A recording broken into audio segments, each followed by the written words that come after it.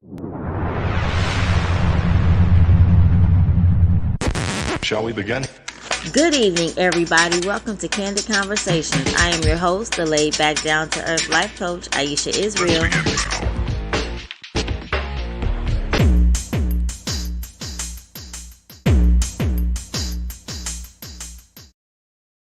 Good evening, everybody, and welcome to Candid Conversations. I am your host, the laid back, down to earth life coach, Aisha Israel, and we are ready for our season finale. I am so excited about tonight. We have a lot to unpack. We have our boss chick, Miss Tensie Taylor, who is an author, a consultant, a red carpet host. We're going to find out what all of that means and so much more. We also have Dr. Hughes back with us to give us the spotlight on health, and I'm excited to hear what she has to say. The weather is changing. It was just cold in Chicago, and now it's warming up, and then it's going to be cold again. So I want you to make sure that you listen, take notes, and that you are ready for the season. Trying to think of, hey, Eudania, how are you? I'm going to put you in the waiting room. I don't know what you're doing to me. All right, sorry about that. Okay, so we have a lot to unpack. I want to remind you that this is the season finale for season 4. There will be a season 5, but there will be some changes. So we typically have 13 weeks in our season. So beginning in season 5, we're going to 10 weeks. Because as you know, all of us are boss chicks. We're all busy, and 13 is a lot of weeks. So we're going to reduce it to 10 to try and make it just a little bit more effective and jam packed. We have a lot of questions. We have a lot of scenarios. We have a lot of personal truths tonight. So tonight is going to be full. All right. So I hope that you're ready. And without further ado, I'm going to bring up the fabulous Tensie Taylor.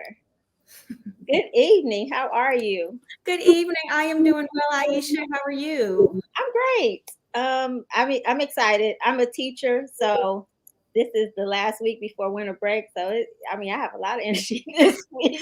Yes, the countdown begins. Exactly. 4 more days. So I'm excited. I know one of my sorority sisters suggested you as a boss chick, and I'm like, okay, well, let me find out who this lady is. And I am just so impressed. Your resume is so long and so extensive, and you look so young. So I'm gonna ask how you have done so much in your young life. So let's start out by you just introducing yourself, letting us know who you are, and just briefly what you do. Perfect. So good evening, everybody. I am Tensie Taylor. I am a consultant for an executive recruitment firm, Lindauer. And what that means is I have the pleasure of hiring executives, vice presidents, directors, associate deans at higher education institutions and nonprofit organizations. Before that, I worked at the University of Southern California for the Black Alumni Association, helping students get scholarships, helping prepare them for the career trajectory. And I'm also an Amazon bestselling author of my memoir, Bullied from Terror to Triumph, My Survival Story. And again, I just want to thank you, Aisha, for having me this evening and looking forward to our conversation. Yes. So as you can see, everybody, that's a lot. So we're going to take our time and make sure we get all the questions answered, right? So I know you said that a higher education consultant hires executives in higher education. How is that? Is that super busy? Is it relaxing? Is it fun? It's a combination of both. It's definitely fun, but it's very busy. I currently have 11 clients right now. And so I'm in charge of finding those top candidates for these positions at institutions. So some of my clients include the University of Washington, Harvard University, the LA Opera. And one of the things that I make sure that I bring is the diversity to the candidate pool. I make sure that persons of color have a seat at the table, that they know about these opportunities so they can apply for it. Because it is just so much great work that is needed to be done. And we have people who can fulfill these leadership roles. So it's definitely rewarding, coaching people, mentoring them, encouraging them, getting them ready for their interviews. And then my favorite part is when the client offers them the job and I have the pleasure of telling them and just hearing them scream and changing their lives. It's just such a beautiful feeling. Nice. How long have you been doing that? I've only been doing it 4 months, so I'm new to the game. Oh, wow. Okay. Yes, very new, but I had a lot of transferable skills in my previous employment at USC, and even when I worked in North Carolina for the vice provost of equity and diversity, and my very first job working for the president of the university school systems in North Carolina. So just talking with people, understanding what their needs and wants are, and just helping them get there. And I truly enjoy the work that I do. Okay. It sounds like there's a lot to enjoy. So that's good. So that was going to be my question. How do you come to be a higher education consultant? But I guess you kind of answered that for me. Um, Very nice, very interesting. My wheels are turning. So now, how can we transition from that into you being a red carpet host? That's exciting, I'm sure. Oh, absolutely. And so I'm originally from North Carolina. And when I moved to Los Angeles, I told myself I was going to take advantage of every opportunity here. And I definitely did. And I remember I went to this event, and this lady, she was watching my mannerisms and how I interacted with people. And she said, "Have you ever considered red carpet hosting?" And I said, "No, but I had a bachelor's in communication." And so I followed up with her. That's one key thing I always tell people: when you get someone's business card, follow up, because you never know what opportunities can lead from there. And I've been on more than 300 red carpets since the Emmys, the Oscars, the Grammys. I've interviewed and met everybody from Oprah to Quincy Jones to Beyonce and Jay-Z to Denzel Washington. Just such a fun time, and being able to go to celebrities' homes and interview them for specific charity and causes that they support. So it was truly such a fun opportunity, and just seeing how Hollywood is, and getting into the glitz of glam of things. It was such a fun opportunity. So I'm thankful for that, and just brought my Southern hospitality to the red carpet and did my research on each of the people that I will be interviewing. So I truly enjoyed it. And the cool thing is that a lot of these superstars that I would get to see, I saw them a lot at different Hollywood events. So when it came time for me to ask them to endorse my book, many of them did not hesitate. So Devon Franklin, Jane Kennedy, Carl Payne, those are some of the people who endorsed my book, and I met them at different red carpet events. Okay. Now I didn't know that you went into their homes as well. Yeah, Um, so a lot of celebrities will have charity events at their homes and have red carpet and interview them and ask them questions. One of the persons, Eric Benet, he supports a cause that helps prevent human trafficking. So I got a chance to interview him. So yes, not only events in Beverly Hills and Hollywood, but different celebrities' homes will have galas to bring more awareness and raise funds for particular causes. okay, that's really nice. I wasn't expecting you to say that. But now, how having met and interviewed so many celebrities, are you able to divulge who has been the most interesting celebrity? I'll just say interesting.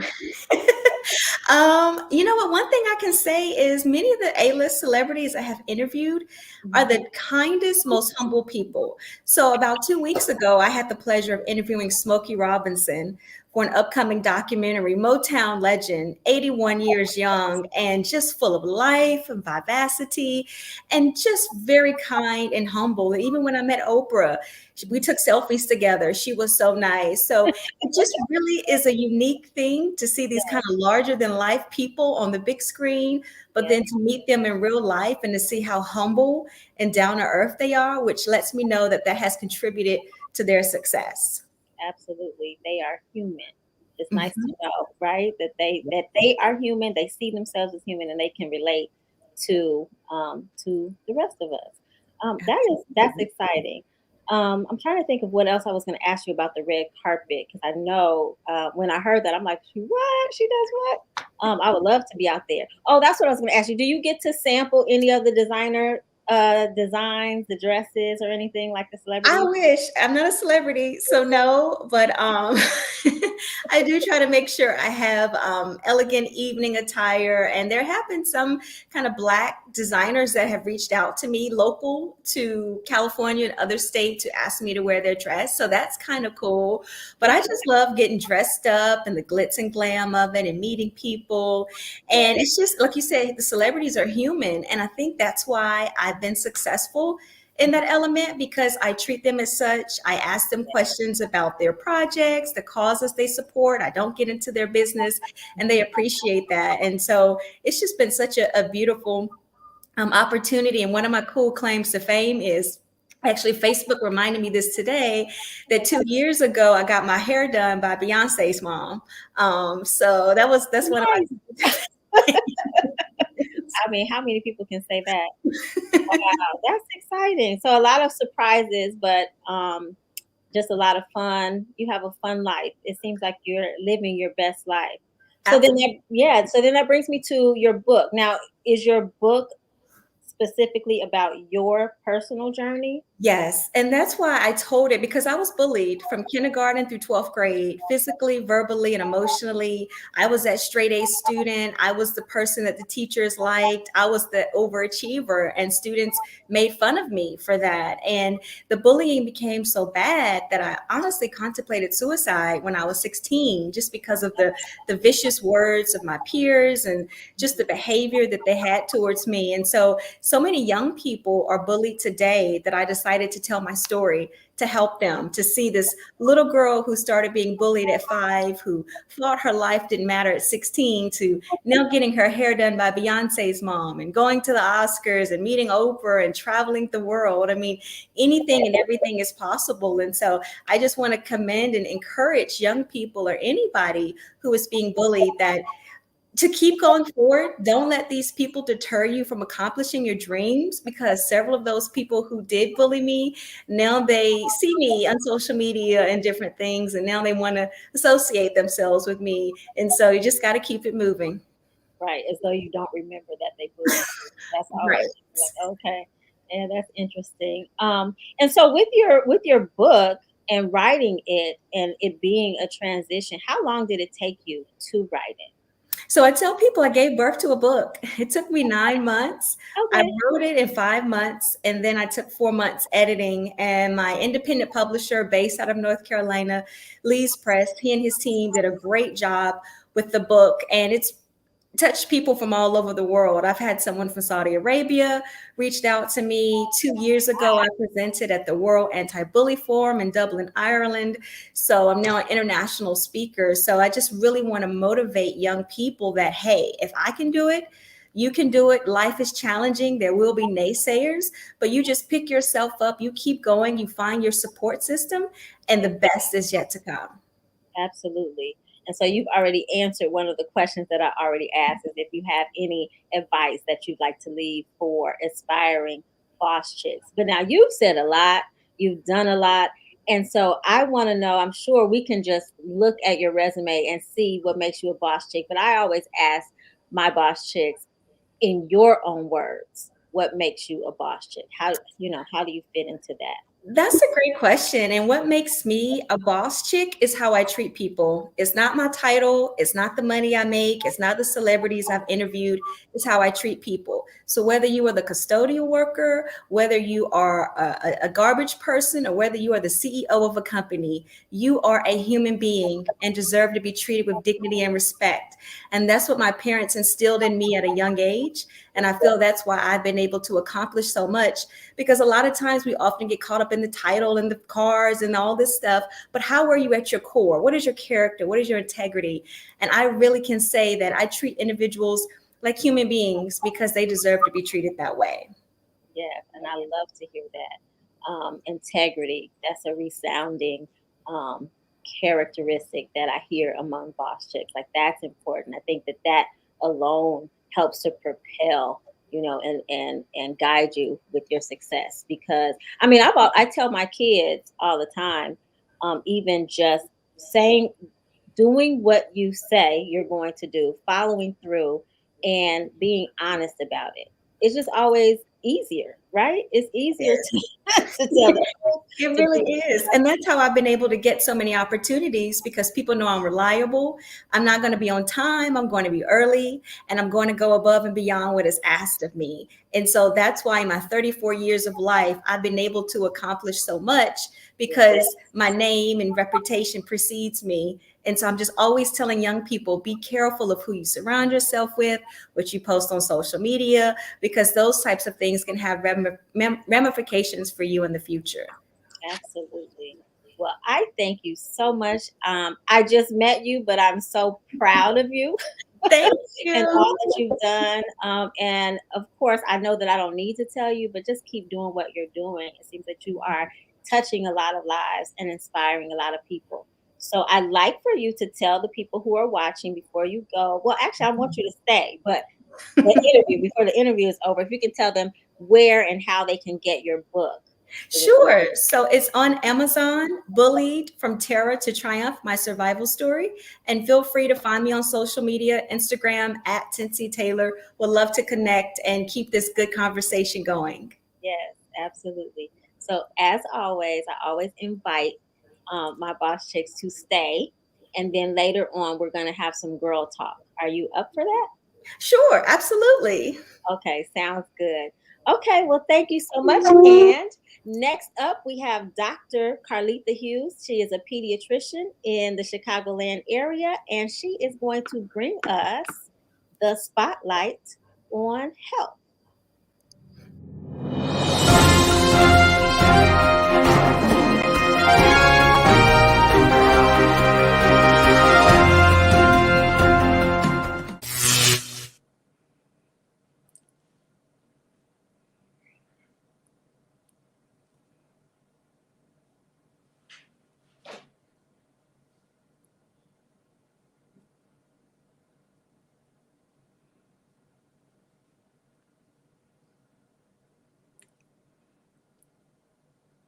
Hi, everyone. Hey, so my name is Dr. Carletha Hughes, and as Aisha said, I'm a pediatrician, and today I am going to talk about actual stress. What exactly stress is, how stress affects us, and especially stress during the pandemic. And I don't know about you, but what I've noticed, stress has increased during the pandemic. And a lot of my patients, family and friends have been very stressed out. And sometimes people aren't even recognizing symptoms of stress. So today I'm just going to talk about exactly what stress is. So stress affects all of us. Stress affects us in different ways. So, what exactly is stress? And some stress can affect us in many different aspects of life. You can have stress disciplining your kids. You can have stress every day dealing with work, coping with paying bills, financial stress. You can have stress every day in relationships and family interactions.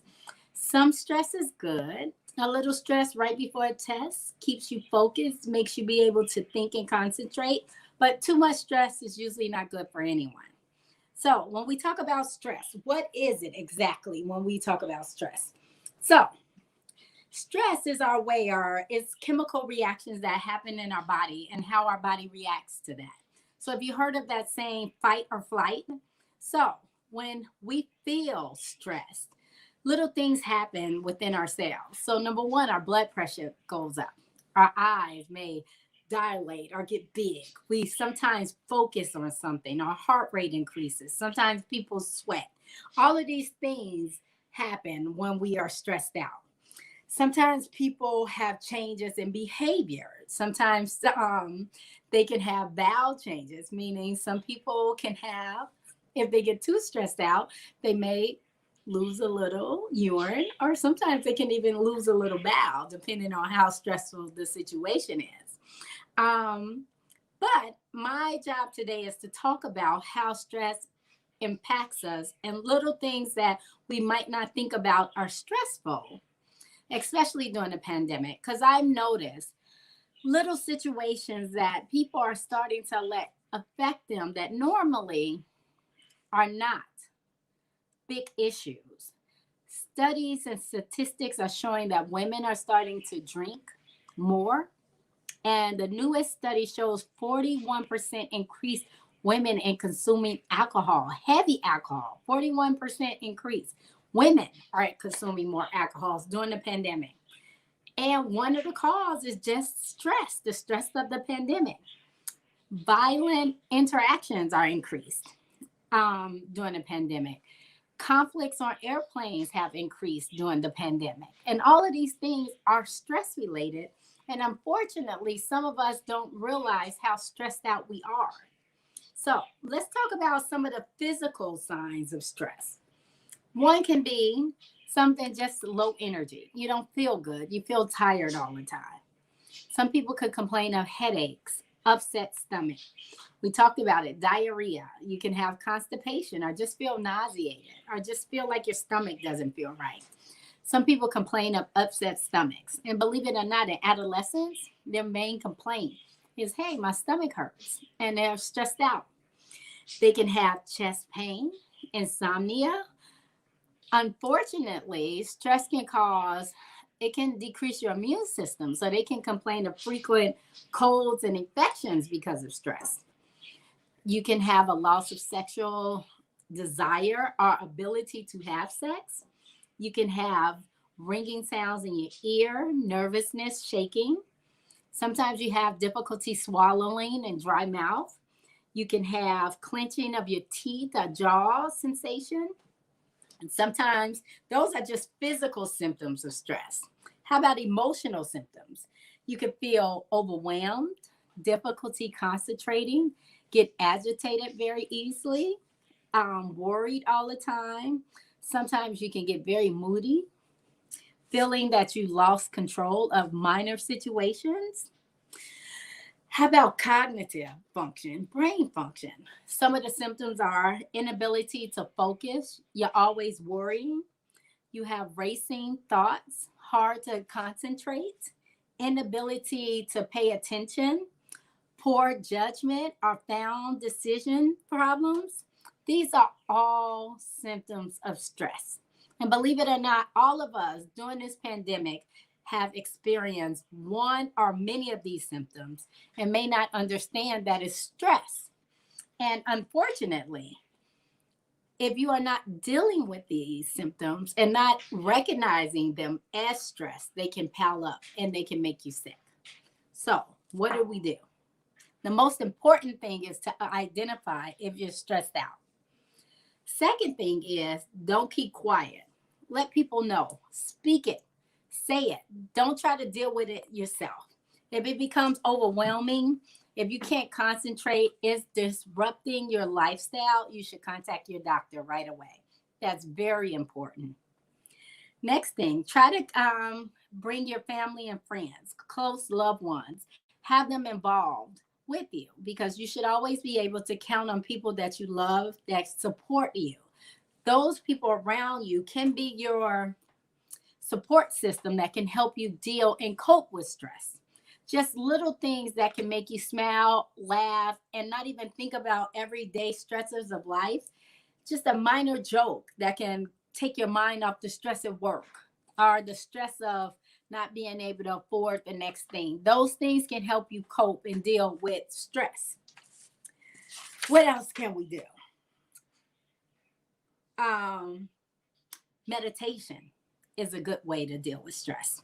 Exercise, and it doesn't have to be vigorous exercise, just taking a long walk, doing 10 minutes additional exercise every day, taking time to meditate, getting on the treadmill, getting on a bicycle, trying something new, lifting weights. Just that actual form of exercising decreases stress, decreases your heart rate, helps you cope.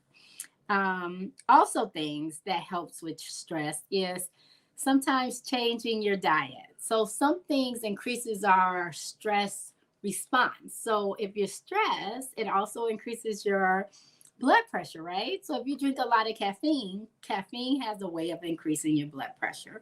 So if you take out caffeine, you take out some of the salt that you're eating or consuming, and you drink more water, these also, believe it or not, help cope with stress.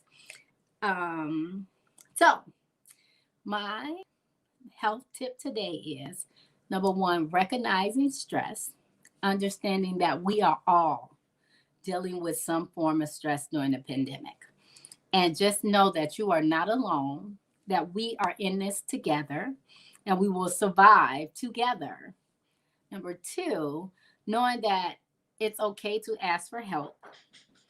Just make sure that you're vocal and you let others know that you need help. Do not try to cope. Do not try to handle this alone. It's okay to let people know that you're overwhelmed, that you're not sleeping, that you can't concentrate. It's okay to vocalize how you're feeling. It doesn't make you a weak person. It actually makes you strong. And it's okay to acknowledge your thoughts and your feelings. And most important, if you feel like you're at wit's end, contact your doctor right away, because there are programs, there's therapy, and at least there are even medication. If there's no other things that we can do, that definitely can help you deal with stress. So again, my name is Dr. Hughes. I hope I helped you. And my medical fact today was dealing and coping with stress during the pandemic. And just remember, you're not alone. We are dealing with this together. Thank you. Thank you, Dr. Hughes, for all of those nuggets. Very important. Stress kills. So I think it's really Absolutely. important that we take that information seriously so that we can manage it and continue to be healthy. So I want to also extend to you the invitation to stay for Girl Talk. Are Okay. you ready for some conversation Sure, I would about love to. relationships? Sounds Okay. fun. All right, sit tight, everybody. Girl Talk is up next. And when we return, we will have the entire Girl Talk panel. Oh, yes, it's time for Girl Talk with Dawn B, Latanya, Udania, and yours truly, your laid back, down to earth life coach. All right, ladies, it's time to decide. Would you like a question, a scenario, or a personal truth? Think about it, but whatever you choose, just don't forget the wine. All right, now, it's time to get this conversation started. Hello, ladies. Hi. Hi, everybody. Are we ready? Yes? Yes. Okay. All right. So, for the audience, I would like to go over the rules and how we do Girl Talk. So, first and foremost, you need to have your wine. Can you see my wine? I put on a virtual background, so I don't know if you can see. Um, and then next, what happens is we have a choice of scenario, a question, or a personal truth. And every lady on the panel gets an opportunity to choose. And when it is their turn to choose, they have uninterrupted time to respond to the question, scenario, or personal truth before the rest of us chime in for the conversation. All right, so are we ready? Dr. Hughes, you're up first. You're right next to me. Okay. Ready? Look at that. Udania is always next to me. So I don't know. Something happened. It wasn't meant to be for her to be next to me today. It's her mute. I know, right? All right. So what would you like? A question, a scenario, or a personal truth? I'll take a question. A question. All righty. Can a person have a successful marriage, i.e., be happy and fulfilled, if they are married to a narcissist? Dr. Hughes, take it away. I say no, they cannot be. I don't believe so. Mm, If you know the true definition of a narcissistic person, mhm. at least one of them in a relationship will not be happy. The narcissistic person will absolutely be happy because they don't have the ability to actually show emotion and feelings or actually care about the other person. But I honestly don't believe that they will have a long, successful marriage. All right. Exactly. Yeah, that's just my opinion. Now, I've unfortunately met a few narcissistic people Thank you, baby. in my life. Yeah. No, I totally Mhm. agree with you. I think one thing about narcissists is that for a period of time, they are able to mask a normal relationship, but then that starts to fade. And so when who they really are comes through, then yeah, it's next to impossible unless somebody is just determined to stay, which I don't know why they would do that. And usually charming because narcissistic people are charming and the life of the party, and they have Exactly. a great mask. Exactly. Great math. Mhm. Yeah. Mhm. Anybody else want to chime in on that? No, you cannot be. You will be divorced March 16, 2021.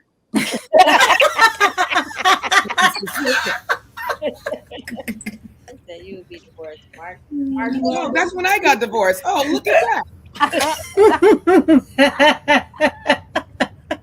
Yes. So yeah, it was weird. It was wild. It happened to me. So I don't know. You can't be, and he won't. They won't be happy either. No, I don't. Yeah, I After do. a while. Right. Um, it's really interesting that, like you're saying, because they have that mask and they are charming and they're able to convince people of so many different things. But I think a lot of narcissists, if they have any soul at all, they suffer from some level of depression because they're Yep. not able to be real. Yeah, for sure. All right. Anyone else? Latanya, Tensie? I agree with Dr. Hughes. And personally, like I've known people to date narcissists, and yeah, they were not happy. And of course, the breakup was never his fault. It's always the other person's fault. They can never, ever, ever see like their role in the breakup. Mm-hmm. And I've learned from other people's experiences. So yeah, it's a no for me, dog. Wait, I'm trying to figure out what my husband is trying to say here. He said we're doing just fine. So who's the narcissist? Yeah. No, he's so ridiculous. All right. Tensie, did you want to chime in? No, I just want to say I agree with what everybody said so far. Yes, agreed. Eudania? I agree. Oh, okay. I didn't know I if agree with anybody. Okay, sounds good. All right, so next. Is anybody here a narcissist?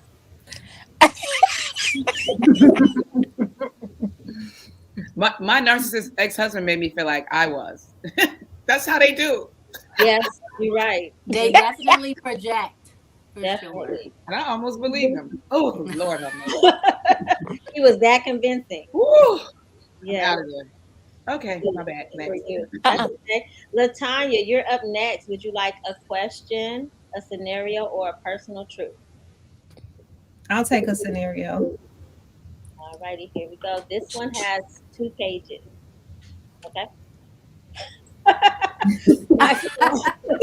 Look, okay, my fiance and I are getting married next year, and my parents have been super pushy about the guest list.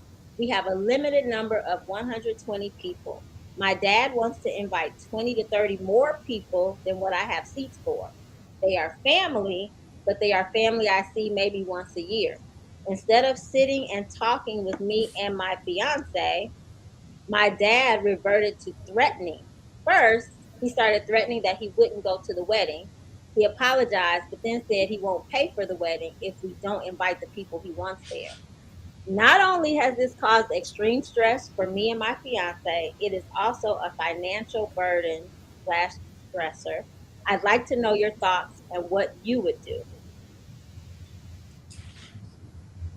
Latanya. Well, coming from the person with a guest list of like 300 for our wedding. We paid for our own wedding, so I would say she's gonna have to speak up to her dad.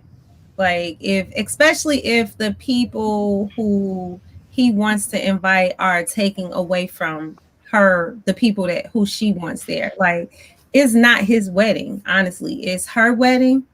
The financial backing of her dad is really gonna go out the window because she's married, and that's her and her husband's responsibility at the end of the day. I can understand. I can understand her position, but she's getting married, and if she's getting married, she's an adult. She's gonna have to speak up. Like, I wouldn't invite people to the wedding that I really don't want there. Like, people just want to come just because it's a wedding, and it's like that's a significant time for you. It's a milestone for you and your spouse. You'll always remember that day, and you do not want to remember the day with like stress, or you don't want to remember the day with people there that you didn't want there, who after the wedding you will never see them again anyway. So I would say she needs to speak up and cough up her own money to pay for her own wedding if it's that big of an issue. Dang. I think Why he acting like the mama? Jesus Christ. I'm trying to think about, because we don't know how old the person is. I'm trying to think about my first marriage. Well, nope, I paid for both of my weddings, so I really didn't. I mean, so I didn't have conversations like that.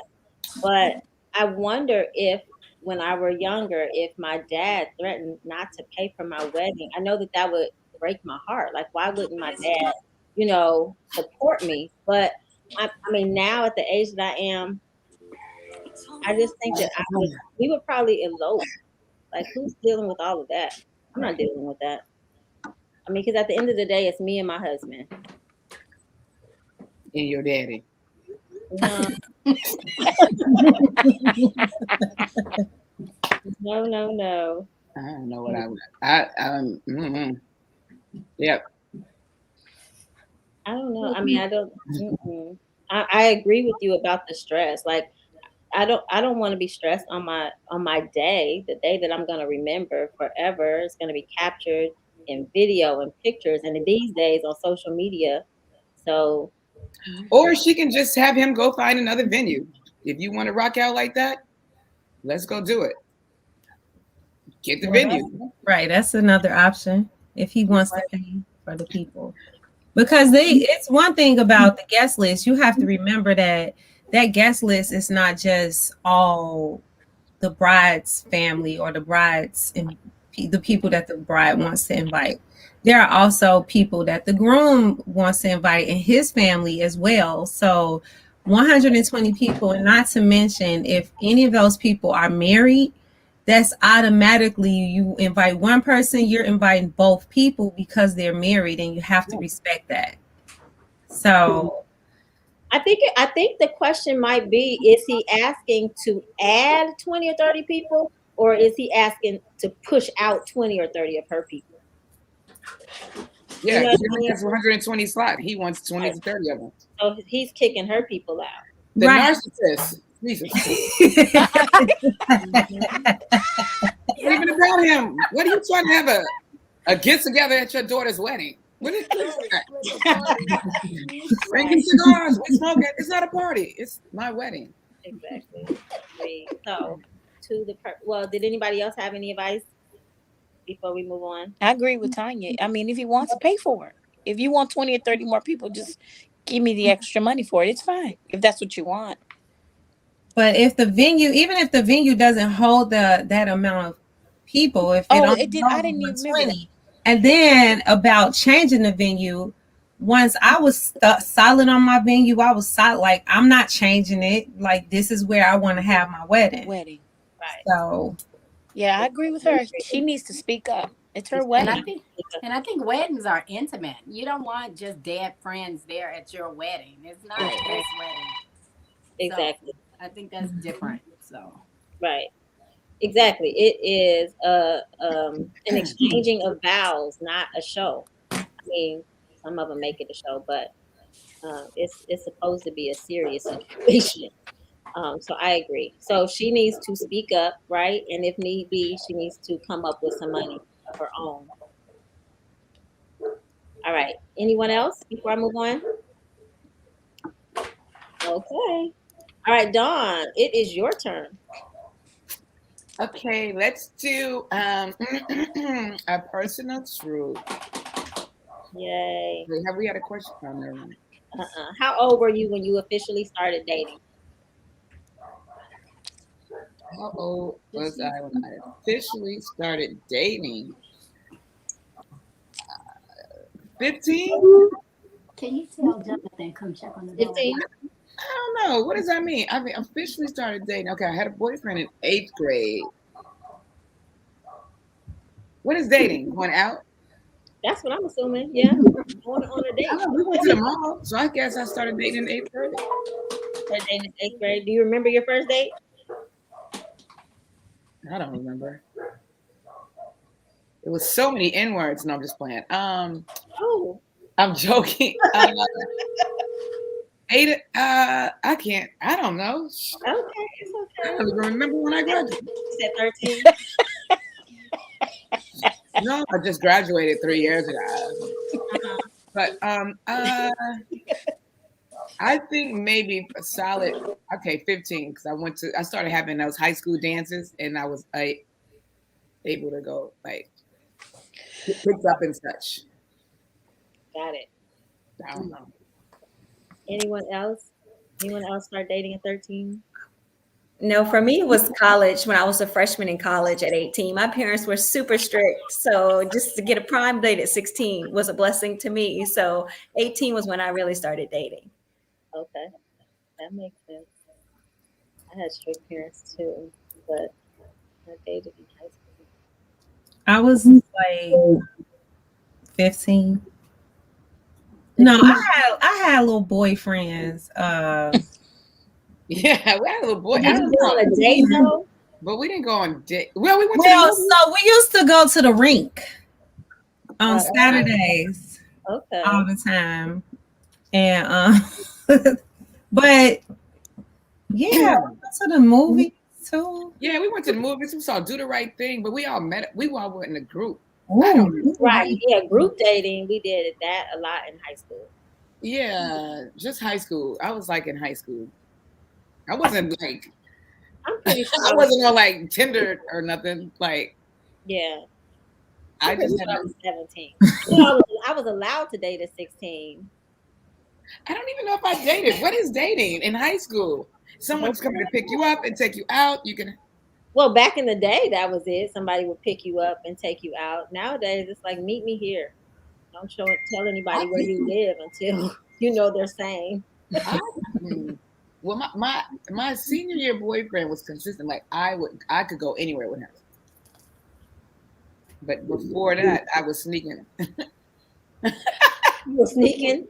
I'm like, I'm going to the library for 8 hours. I'm like, Real, don't call the house because I'm at your house. Like I was telling my friends, like, so I guess I don't know. I don't even. I guess around 16. Yeah, 15, 16. Funny. I was driving. Funny. All right. Like nobody's saying anything. Anybody? What you say, Dawn? I just said Morel. I said my girlfriend's name. Like I call Morel. Like I'm at your house. Don't call my house. And she's on here talking about right. Bad influence. Oh, okay. She remembers too. Funny. Okay. Anybody else? Did everybody say when they started dating? You dating or when did you start dating? Oh, Lord Jesus. Probably about, oh God, I'm like, Dawn, I don't even know like a real, like when it's a real, like, I guess real, like 15, 16, but I was sneaking way before that. Were you? You guys already know my story. There was no sneaking going on in my house. Dr. Hughes, did you say anything? Probably, I had the same boyfriend in high school and college and medical school, so maybe 16. Oh, did you marry him? No, he cheated on me in medical school. Oh, Sucker. they had to let her go, huh? Let's see. What she say? Started dating. Oh, Uh-uh. you still ain't got it right. That's funny, or maybe not funny. This is funny. Okay, thanks for helping me out with that. Okay, Tensie. Am I saying your name right? Is it Tensie? Yes, that's correct. Okay. I'll You take are up next. a question, please. A question. All right. So the question is, how do you feel about taking a break in a marriage? Oh, Lord. Oh, okay. So for me, I'm not married, but I come from a long lineage of family members. Mom and dad were married 53 years. My uncle been married 64 years. So there's no taking a break in a Okay. marriage.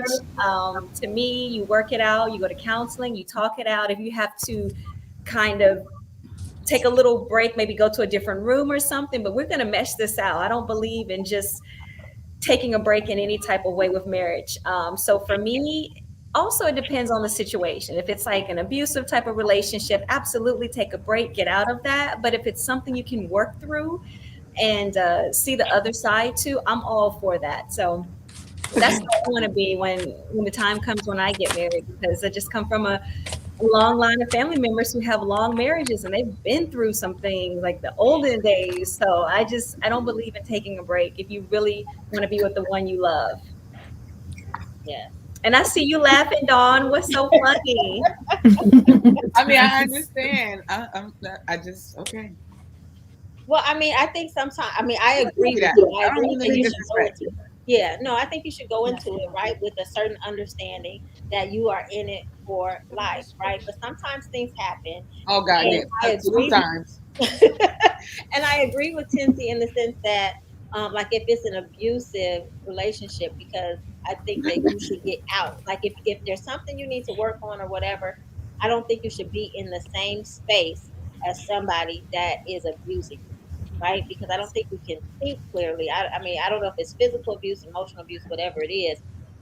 You can't really make good decisions except to just leave. But if that's not what you're trying to do, you really need to separate yourself. Yes. Well, domestic, like violence, that's literally more than a break. You get this. Exactly. But everybody doesn't make You're that. like, Everybody doesn't make that decision, though, Dawn. Okay, well, taking a break, what I thought from that question meant like, oh, okay, hey, we need a break. We'll come back together in 3 months. Oh, That's a break in your marriage. yeah. Being separated, if you want to take a break, in my opinion, you don't take a break in a marriage. You should, that's for dating. Right. Right. Let's take a break, and I ain't never coming back, son. But no, I don't even believe in being separated. I went through that. We were separated for like a year, and I'm like, what is this? A temporary layoff? What is separate? What's that? What is being separated? Like, we legit not even working on our marriage if we're separated. So there's no point in staying married because we But separated. isn't that what separation is for? Like, that's the period that you are supposed to be trying to work on your marriage. But I think a lot of couples, they don't have that conversation before they go into separation. So, like, you have one party that's like, well, we're on a break. They're over having all types of relationships and babies, and That's the the other difference. person is trying to better themselves and get it together so that they can be a better spouse. But that's the difference. The word break and separated are two different things, in my opinion. I mean, I like the way that you described it, so that makes sense. And neither one of them makes sense in a marriage. Right. It's just like, okay, I got to leave this household for us to figure it out. Then we don't need to figure it out. But I'm a little more tough in my thinking right now, seeing as though I went through a divorce and don't even know why. So my next marriage, we will always be on a break because I ain't doing it.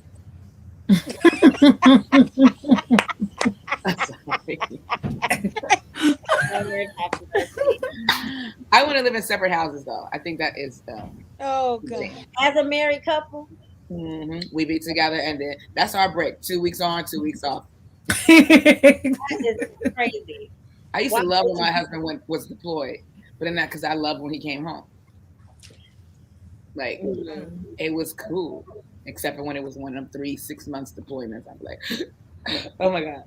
But when he hit that field for a couple weeks, it was good. Bye. So let me ask you that: if you got that much joy out of him being gone, did you Girl, guys? you don't want Barry sitting up under you all day. Quit playing with me. Yeah, You got a break. not for 6 months, not for whatever No, you just said. that's what I said. I know I said when it was 3 to 6 months, it would be like dreadful. Oh, okay. But if he hit the field for a couple of weeks, then it was a good moment. That's the only kind of break that I think should be allowed in a marriage, like because you have to go to work out of town. But that's not really a break. That's going to work, right? Yep. I got a break in there. But I got a break from you. Don't you get a break when the kids go to school? I got a break. I get a break. You definitely do. You get a break, right? Like, oh, what's my name again? This is a good time. Oh God. You okay Hey, over there, you baby? That was my person So too. crazy. Did anybody else have an opinion about taking a break in marriage? It's insane. It's crazy. Yeah. I agree with Dawn. Like a break. We married. We don't take breaks. And even separated. I never understood that. We're working on our marriage. You're over here in this house. I'm over here in this house. But we're gonna work on our marriage. That don't make any. So what's the point? Why we can't be at home? I mean, what's gonna be the difference? It's still gonna be that piece where we're away. That's that. You know what I mean? That absence. I think it depends because my first marriage, a separation was absolutely necessary. Yeah, it depends. Yeah, depends on the circumstances. It was kind of like the step before divorce because emotions run high, right? And you're ready to get divorced, but you want to make sure that that's the right decision that you're making. So instead of being in a situation where it's tense, you need to be in a space where you can think, where you can breathe, and get your thoughts together and evaluate things from kind of like from the outside looking in and make sure that do that from the downstairs. Do that from downstairs. No, and make sure that you're making an informed decision and not an emotional decision. So that's it. For me, that was necessary, and I feel like I made an informed decision, a good decision. A good decision. Yeah, if it gets to that point, you're right. It's circumstantial. Depending upon the circumstance, it could be if it's really, really serious. Like we really need to take, but on the other hand, like if it's not serious and we just tell me we separate, okay, you don't want to be with me or vice versa. Right. Especially if they're saying it every other week. Exactly. Yeah, let's just take a break. Again? Yeah, no. All right. So we're kind of all in agreement. Break is not really a part of a marriage. All right, who's next? You, Dania. It got around to you. Got around to me. Yes. Would you like a question, a scenario, or a personal truth? That's fine. Question is fine. Question is fine. First one you come to. All right. Should you marry a man who isn't financially stable? I think no. That's just for me. I'm sorry, no. That's just for me. Everybody, some people are different. They'll pull the card. Oh, it's love. They have that card. And then they'll pull the other card. Oh, he's going to get on his feet. That's the second card. But the third card is no. For me. You said the third card is no? Yeah. I think it's very difficult for a boss chick to marry somebody who's not financially stable. Unless they are a controlling chick. They're just like, I'll just do it. I'll just take it. But I don't like, because as a wife, as somebody looking to their husband, you want to marry somebody you admire. And if they don't have that together, how can you honor them? How can you admire them? How can you look up to them? I don't, that doesn't make sense to me. I think that when women marry men who are not financially stable, over time, the women, they get real resentful and they lose respect for the man. especially it's just not, I mean, there are women who are the breadwinners, and that's fine.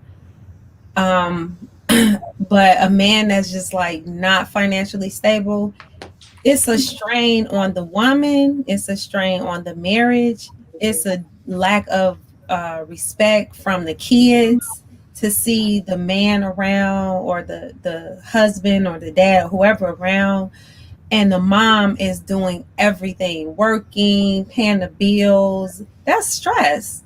We talked about, Dr. Hughes talked about stress early on. And I think over time, like, real talk, like, the D ain't gonna pay no bills.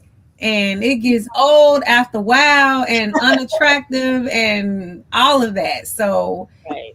I mean, for not going into the situation, like, everyone has situations where, and I won't say everyone, but in life, people may run into situations where they're not like stable financially at that moment. But just going into a marriage and he's not financially stable, he's not financially stable, again, it's a no for me, dog. Like, I wouldn't be able to do it. I've seen it before. I've seen how there is just a lack of respect from the woman. It's like, once that love is gone and the D ain't paying the bills, it's over. Like, and the kids don't even respect the men. Well, I think also, I mean, and everybody's different. I'm the type of person that asks a lot of questions. So if I find out that you're not financially stable, I think the first question that comes to mind is why? Why are you not financially stable? Like, what are your habits? And then what's your plan? Like, are you planning to stay like that? Or, because certain things happen. Maybe somebody sued you and took everything you had. I don't know. You know what I mean? But what's the reason and what's your plan to get back on your feet? Because one thing we can't do is stay down. You can get down, but you got to get back up, right? Okay, what was the question? Would you, hold on. I feel like I'm reading Dr. Seuss, but let's see. Would you, could you, should you marry a man who isn't financially stable? A man. Okay, so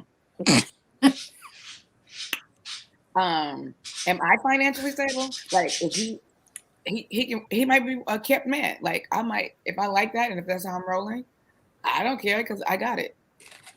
And you could be fine, and the D could be good. And guess what? I'm gonna give you an allowance every week.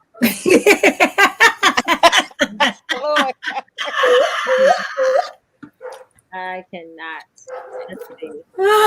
For me, I think it's where the man is in his career.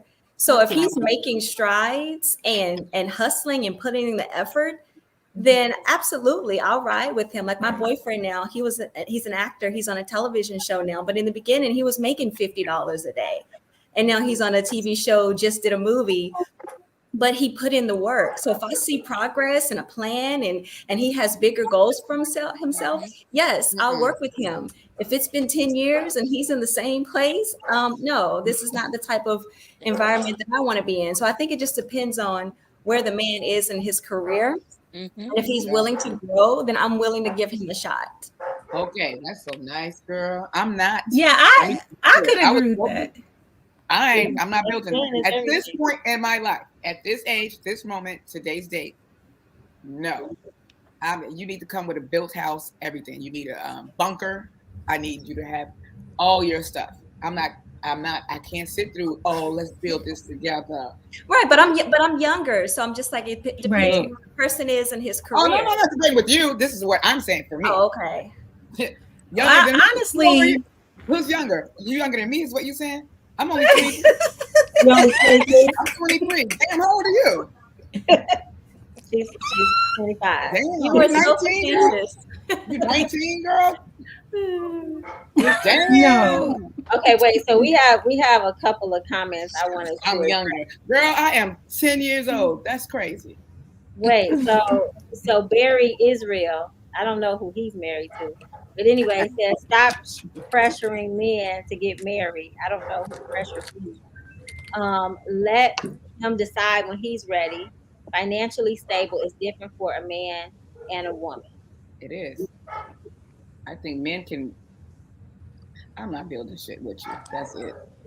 Well, when I met my husband now, we were like 30, and he's nowhere near like our first date. I had to give him a jump. That car kept breaking down. Like, I remember almost ice skating because he was supposed to take me to work the next day. The car wouldn't start again. We had to ice skate to the train station on 71st and Jeffrey. His birthday rolled around. He didn't have the money. I paid for dinner. Like, he wasn't where he is now, but we were not married either. And like Tensie, right? Okay, like she stated, I knew where he was going in his career and everything else. So at that point, I was younger. We were not married at the time either. You know, so it was a little bit of a difference. Age-wise, age does make a difference. When, you know, when you're over a certain age, I won't say an age, Don. When you get to when you get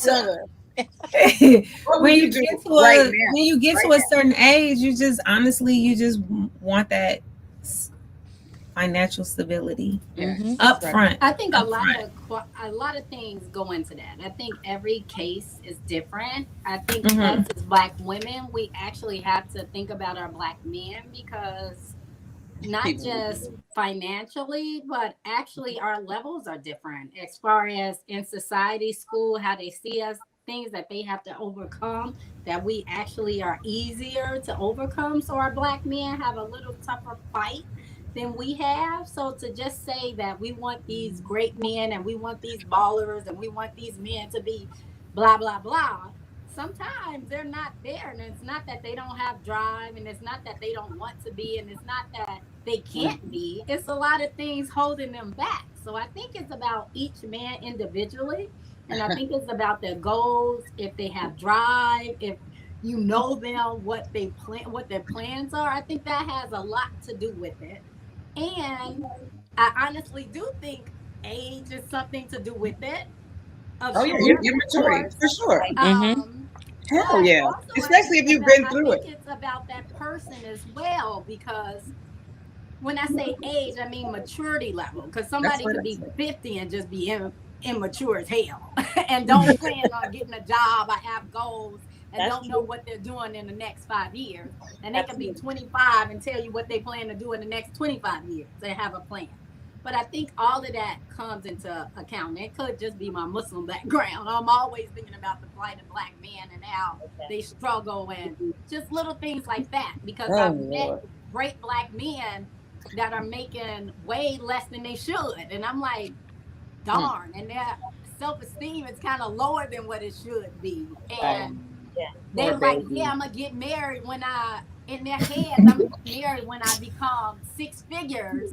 And they get older and older and they still not married because they're not getting to that 6 figure. Instead of picking up that woman that'll help them get to that 6 figure, they don't think like that. They like, if you don't have 45, no still talking about I'm gonna get married. You know, I think that we got to come back together, making that family and that community, getting each other up there. I think that's more important than just worrying about our financial status at the moment. That's just my opinion. Don't kill me. I'm not. Listen, let me just say something. Good for you. I'm always looking at the Black man. The Black man is my favorite Jew ever in the world, ever on earth. However, you don't have to have 6 figures. But you damn sure ain't messing with me with 3 figures. I don't want to hear it. No, I have experienced a whole lot. Know what they stand for. I have friends that have been married for years who have built and established wonderful things with their husbands from early on. Yeah. But from right now, at this day and age, I want to know who on this panel will marry a financially unstable person. He said my cousin, 50-year-old, is still trying to make. Oh, because you're stable. I would, and What I'm if neither stable. one of y'all was financially stable? Y'all gonna marry each I'm other? stable as hell, and I still would. You said you are stable, right? Yeah. Right. You are. But I was still, if I believed in somebody and they were financially unstable, I would still marry them and God willing, bring them up to being stable like I am. Word. That's So what I you would would do that before you got married, though? That What wouldn't if be you like. weren't? That's what my question was. What? Oh, she said, "What if you weren't?" What if I was what? If you were not stable. If we both poor, what the hell is what we losing? Like, why am I feeling the difference if we both poor? Like, what's the problem? Many poor people marry poor each other. I mean, it's no problem if you both poor. It's Right. not. It It's is a no. problem. What's Then the y'all gonna be question? poor. Is the Poor, problem if poor. both people are poor? You're not losing. She Because said, clearly That's we in too love poor. with poor people. Poor. Poor people marry each other all the damn time and are happy as hell. So I don't think Too it's. poor. I don't think that's the question. The I'm gonna question be one is, poor by can you myself. marry Yeah. somebody who's financially lower than you? Was the question.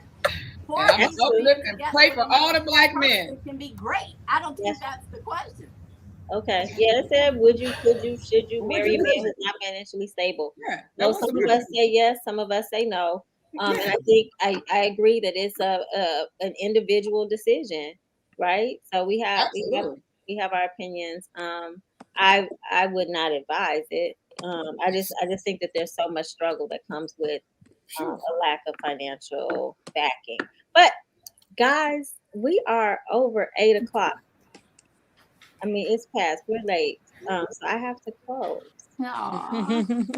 Did anybody want to ask me a question? I feel like if I go and take a question, it's going to be a long time. No? Yeah. How did you enjoy this season? I enjoyed this season. This is the first season where I actually had some major life road bumps. So that was interesting adjusting to, but I appreciate the support that I got during that time. So it was helpful. But it also helped me to decide that we should do 10 weeks instead of 13 weeks because life happens. But I enjoyed it. I thought we had some good questions. We had some really good guests. I liked the spotlight. I like having that. Um, I mean, this is my baby, so I love it. What did you guys think? I definitely enjoyed it. I enjoyed meeting all of the boss chicks and all of the wonderful women that you brought on for the spotlights, laughing, and just having something to do on a Monday. Yeah. Well, we had a good time. I think sometimes we just need to remember that these are real questions because sometimes we it can be a little harsh. But yeah, what we can. It's okay. I mean, we're being real. It's candid conversation. And But it, yeah, that's it. But okay, don't go anywhere, ladies. I'm gonna close and then we will just talk for a second. look, Tanya said my cousin is 50 years old, still trying to get a hit rap song. No problem. All right, hold on tight. Thank you, everyone, for tuning in to the season finale of season 4 of Candid Conversations. We appreciate you so much. I have enjoyed the season, like Latanya said, with all of the boss chicks and all of the spotlights. I hope that we will be able to bring all of those same segments back next for season 5, which will be 10 weeks. I will reiterate 10 weeks. But thank you so much to everybody. Thank you, Tensie Taylor, for your special journey and sharing with us. Don't forget to grab her book on Amazon.com. And man, I wish you a blessed holiday season. And, I want you to know and embrace true love because you're worth it. Have a blessed evening and a wonderful week. I love you all. See you next season. Good night.